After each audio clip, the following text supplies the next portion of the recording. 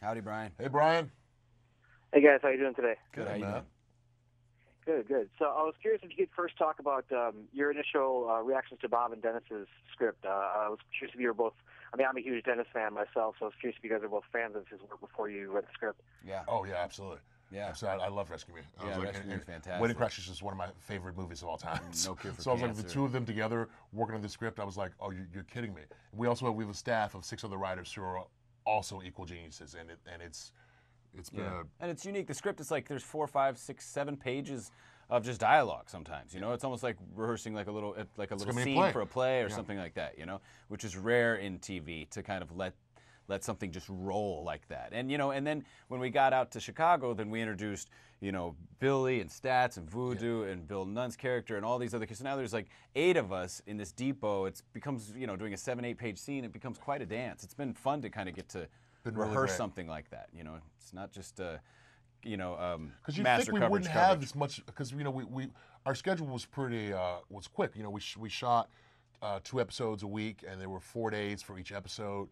And we had 60 pages of dialogue to learn, but we still had so much time to rehearse. I mean, and a lot of that was due to Mr. Mosley here would have us over at his place. He'd cook. We'd run lines. We'd try to build the camaraderie, and I think it really paid off. It was good. Hopefully. For us. Hopefully you guys like it. I don't know. Please, I don't know. Maybe. Well, you guys actually shot 2 episodes a week. That's kind of insane, isn't it? It's like it was like 2 episodes every. There's an episode every 4 days, so it's 2 episodes every 8 days, right? No, we shot them together though.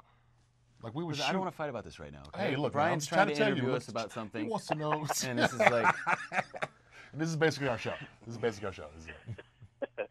So, I mean, can you talk about the level of research that you guys actually went into about, like, actually, do you guys talk to a lot of these EMTs and really kind of try to embrace yourself in the culture of Chicago? We were really lucky because Dennis's wife was an EMT, volunteer EMT, and so they come with all these stories, and we had about 3 EMTs on set like all the time, like always calling baloney or whatever, and if we were having a tech-heavy day, they'd call cut, and we'd run over to Dan, and we'd be like, "Did this look right? Am I holding this right?" And everything, and so we tried to make it as authentic as possible. But it was great because Dan would always be like, he's like, well, you're on TV, it's okay. You might not be able to do this, but if you do this to imply that's the action, that'll sell. And I was like, great. So. Nice. So, I mean, can you talk about, I guess, like how the show has evolved from the pilot? Like, were there things that surprised you about shooting other episodes of the first season about how these guys kind of changed throughout the first season run? Right. Let's see. So, About how the characters evolved? Yes. Yeah. I mean, I think that the show in its entirety evolved. Evolved. Yep. We were kind of like in this little bubble, and we weren't airing while we were shooting, so we were kind of just allowed to kind of explore and find this thing, like without any kind of outside influence, which is such a luxury, and it's so great in this circus. So that was fantastic. I think by the end we really kind of knew what we got it was into a great rhythm and knew what stories we were telling. Yeah, and it was about. We realized it was a show about relationships and about friendship and about trying to find your place in the world. Through your man-made family. It was really great. Yeah. It was fun.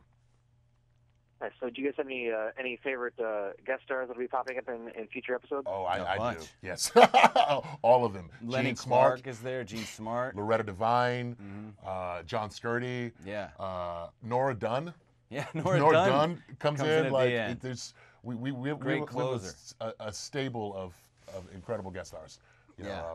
Josh Segarra, who plays Billy. Josh Segarra. Yeah, he's one of the new cop partners. Yeah, that kid's hysterical. That kid would like cost us time because the camera crew would start shaking. They were laughing so hard at him. He's fantastic. It's really we're really lucky. Excellent. So, like, do you guys have any? I mean, I know there hasn't been officially, but if season 2 is announced, do you guys have any ideas or any plans about how you want to see these guys kind of change in season 2? There's been a little talk. We're trying to keep it one day at a time. We just aired the second episodes. There's been a little talk about what we'd like to see. Like I personally, I'm a big fan of the British show, so I've been pumping them about getting a little crossover, a couple of cameos, because I was like, come on, we can have the King of the North on our show. Yeah. I was like, I'm trying to see if we get Meryl. Meryl Streep. She We can get Meryl in the second season, or maybe Mamie Gummer. Maybe Gummer. See, man, you Why do gotta you say just it like be that? thinking Like maybe. Well, that's Meryl's daughter. No, I know. no. What You're is saying he it's like it's a less than. It's not like Mamie's talented. Mamie is very talented. I enjoy her. She's on that show. Mamie or Meryl. We don't. Do you guys ever read a script and say like, oh, this would be perfect for Dennis to actually come on and play? Yeah, right. That's kind of like this like undercurrent. I think he enjoys his position right now, sitting by the monitors, not having to memorize lines or anything like that.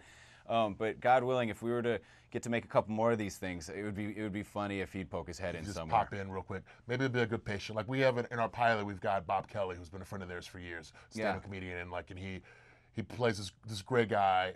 And again, another day we just couldn't stop laughing. Yeah. You know, it's this man who's. Yeah, Dennis has got so many of these guys on speed dial. It's so great. You know, so it's like, you know, it's great to see all these comedians come out of the woodwork and, you know, teach us kind of what funny is and stuff. Nice. So, like, I mean, what would you like to say to anyone who hasn't tuned in yet about why they should give Sirens a shot on USA? Because it's hysterical. It really is kind of hysterical. It's I mean, funny. I just unbiasedly, like I mean, I just objectively, I'm like, it's really surprisingly funny. I was surprised. I mean, I knew we were making a good show when we were making it, and I just felt good about it. But then I saw it, I was like, oh no, they made a really great show. You know, it's like it's fun. Yeah, it's funny. It's just something to. And it's sweet. It's a lot of heart. There's stuff in it that you're like you know, there's a topless picture gets sent to someone via text message, and you're like, aw. I'm like, why do you say aw to a topless picture? There's some sweet moments. It's very sweet.